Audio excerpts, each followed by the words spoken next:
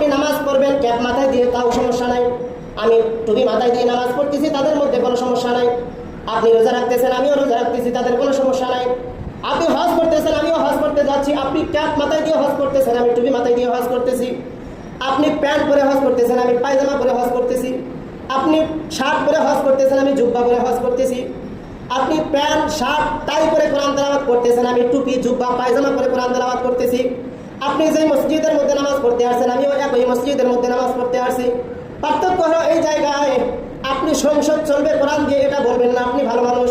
আর আমি যখন বলবো আমার সব কিছুতে কোরআন আছে, ব্যক্তি জীবনে কোরআন আছে, পারিবারিক জীবনে কোরআন আছে, সামাজিক জীবনে কোরআন আছে, আমার রাষ্ট্রীয় জীবনে যদি কোরআন থাকে, তাহলে আমার পরিবার যেমন সুন্দর হয়েছে, আমার ব্যক্তি জীবন যেভাবে সুন্দর হয়েছে, আমার পারিবারিক জীবন যেভাবে সুন্দর হয়েছে, আমার সামাজিক জীবন যেভাবে সুন্দর হয়েছে, পার্লামেন্ট যদি কোরআন দিয়ে চলে, তাহলে ব্যক্তি পরিবার সমাজের মতো রাষ্ট্রটাও সুন্দরভাবে চলবে। কথা বলেন ঠিক কিনা?